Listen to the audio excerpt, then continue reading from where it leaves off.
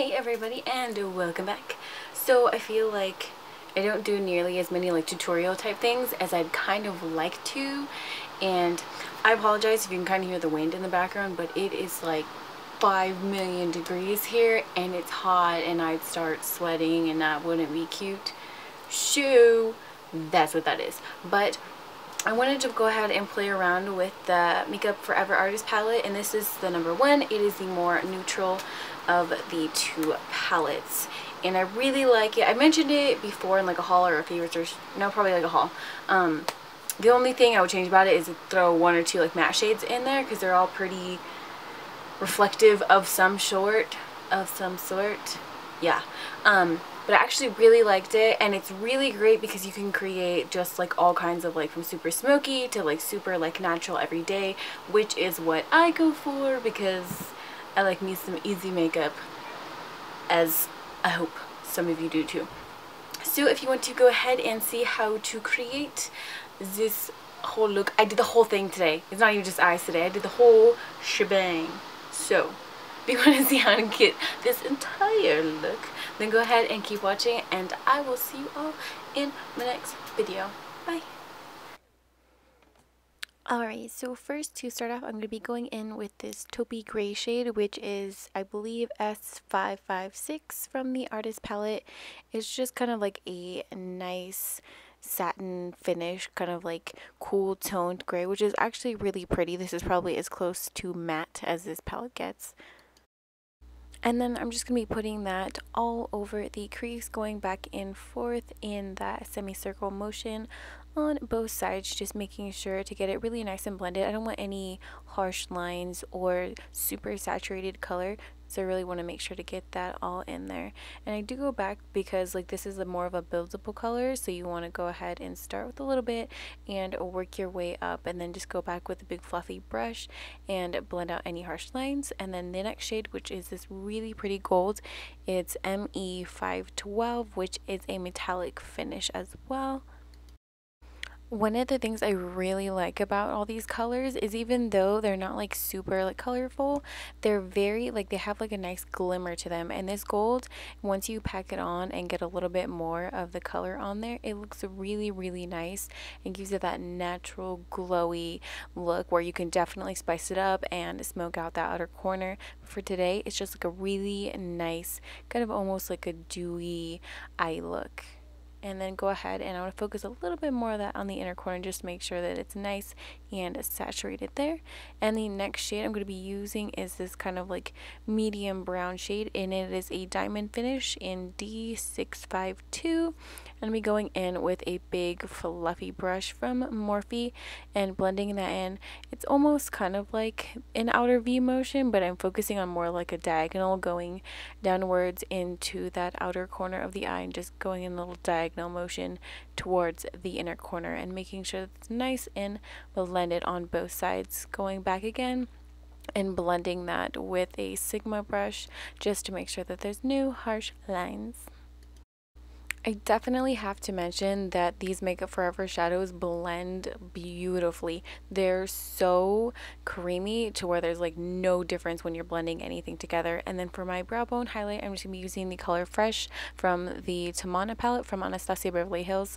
This is by far my favorite under the brow bone highlight color ever. Like, I'm obsessed. This will probably be one of the first couple shadows that I hit pan on from Anastasia. And then going to go ahead and prime the face, and I'm going to be using the Hourglass. It's the mattifying primer, I'm pretty sure. I just have the smaller one because the bigger one is like so expensive. I don't know, I'm not quite sure if I want to spend the money for that yet, but it does work really well for mattifying me. And I'm just going to be staying in my T-zone area with that. And for foundation, I'm just going to be using my YSL Ink Fusion foundation. I use the shade B20. And I normally, this is exactly how I apply my foundation every time I use it. I basically just go ahead and put some like dots all the way around my face, and I actually do use my fingers for this, which is so weird because for the longest time I was like anti using your fingers for foundation. Wow, for foundation. But with this one, I really just, that's kind of how I prefer to use it. considering the fact that it's so expensive and I don't want half my foundation to end up in a sponge or a brush. So there we go. And then for my under eye concealer slash highlighter, I suppose, I'm just going to be using the MAC Bourbon Prime in a Light Boost and just putting that all over the high points of my face. And I normally do this part with a beauty blender, but I forgot it on my desk at this very moment, so I'm just going to go ahead and use my fingers to blend it in. And since the warmth of your skin on your hands will just help it to blend a little bit better than it already does. And then once I have that all blended in, I'm just going to be going in and setting all of the liquid that we just put on. And I'm going to be using the original Anastasia contour kit. And I believe the first shade is Havana. It's just one of the more cooler tones. It's right under, I believe, vanilla, if that helps. And just be going in with the big fluffy brush and putting that all on the outer kind of C of my face. I don't bring this down into my chin area at all. And then after that, I'll go in and do a little bit more of the contouring, and I'm just going to be using the Marc Jacobs Instamark filter. I believe that that's what that one is, and I use the shade 40, and I'll be going in with the contour shade and a Morphe Gunmetal Collection brush and going just into those outer corners of my cheekbones just to make it pop a little bit more so you have more definition right on those outer corners.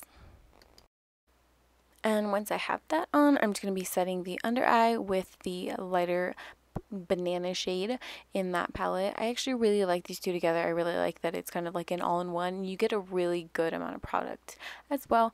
And for blush, I'm going to be using Luminoso from Milani, which is one of my favorite blushes still at the moment for the last like month or two. I'm not a fan of this brush. I feel like it doesn't put enough color on there for me, and it's a little bit too fluffy, but it just happened to be the blush brush that I grabbed. I'm just going to be putting that right and blending it in with that contour shade. And then for my highlight, I should be using the L'Oreal Geller, I believe it's the Gelato Swirl highlighter in the shade Gilded Honey, which is my favorite. Literally, I don't think I've used a highlighter this much in a really, really long time. I'm just going over and putting a little bit on my Cupid's bow. Look at that. I mean, honestly, so pretty. And then for brows, I'm going to be using the Dip Brow in Soft Brown from Anastasia Beverly Hills as well. It's actually kind of funny. For some strange reason, I feel like I can go overboard when I'm using the Brow Wiz versus using the Dip Brow, which I've heard the exact opposite from everybody else, but I don't know.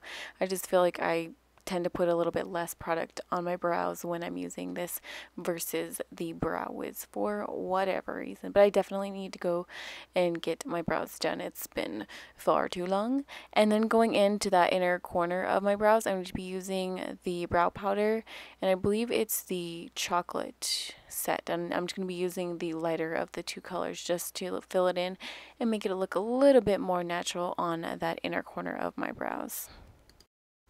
I've been switching back and forth between the Dip Brow and the Brow Wiz, but honestly, like, I don't know, I just feel like I need to go get them done and have somebody else show me their opinion of what my eyebrows should look like so I can kind of decide. I feel like I'm getting a little bit, like, rusty with the shape there. And then just setting them, I'm using the Benefit Gimme Brow in the darker of the two shades and just kind of going underneath, not too much on top because it takes away product. And then I'm just going to be going in with the lighter shade in the palette, which is I-528, which is a really pretty, like, slightly shimmery white color just to highlight that inner corner. And then I'll be going in with the shade ME644, which is a metallic shade. It's kind of like a nice, really light chocolatey brown color, and going right underneath that lower lash line, just kind of add a little bit of color there, but nothing too dramatic. And for my bottom lash mascara, I'm going to be using the Ico London, I think it's the Black Magic mascara. I actually bought a mascara that was specifically for like under lashes or this smaller brush, but I just keep going back to this one because it's really good.